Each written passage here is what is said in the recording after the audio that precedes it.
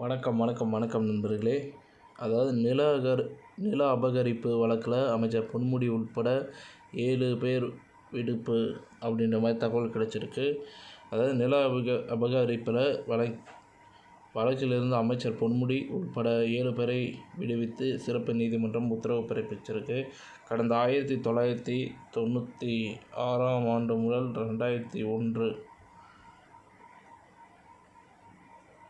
2001ஆம் ஆண்டுகளில் வரையான திமுக ஆட்சியில் பொன்முடி அமைச்சராக இருந்தபோது அரசுக்கு சொந்தமான 3 இடங்கள் 30,000 அதாவது 630 சதுரடி நிலத்தை அபகரித்ததாக அவர் மீது கடந்த 2023ஆம் ஆண்டு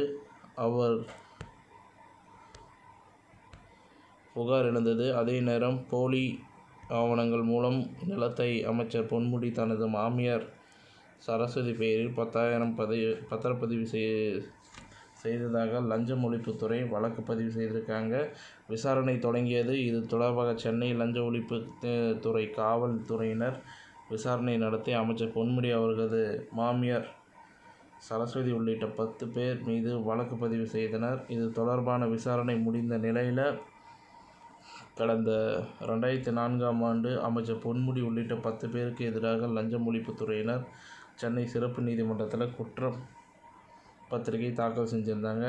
இதனிடையே இந்த வழக்கில் இருந்து தன்னை விடுவிக்க கோரி அமைச்சர் பொன்முடி அவர்கள் மனு தாக்கல் செஞ்சுருந்தாங்க.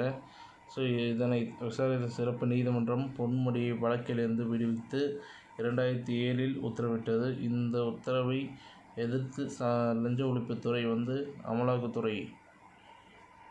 அமலாக்கத்துறை நீதிமன்றத்தில் மேல்முறையீடு செய்தது. பின்னர் இந்த வழக்கை விசாரித்த உயர்நீதிமன்றம் பொன்முடியை விடுவித்து சிறப்பு நீதிமன்றம் பிறப்பிக்க வேண்டும் அப்படின்றது தான் பார்த்திங்கன்னா மிகப்பெரிய வேண்டுகோளாகவே பார்க்கப்படுகிறது.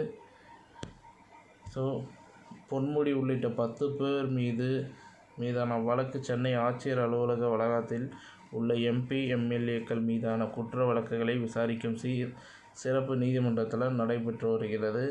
இந்த வழக்கு விசாரணையின் போது பொன்முடியின் மாமியார் சரஸ்வதி, சார்பதிவாளர் பாபு,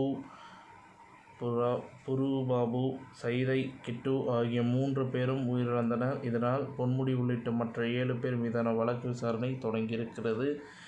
இந்த நிலையில் அனைத்து தரப்பு வாதங்களும் முடிவடைந்த நிலையில் வருகிற செப்டம்பர் தேதி இந்த வழக்கை ஒத்தி வச்சுருக்காங்க. இந்த தகவல் உங்களுக்கு பிடிச்சிருந்தால் லைக் பண்ணுங்கள், ஷேர் பண்ணுங்கள், மறக்காமல் சப்ஸ்கிரைப் பண்ணி வச்சுக்கோங்க. நன்றி, வணக்கம்.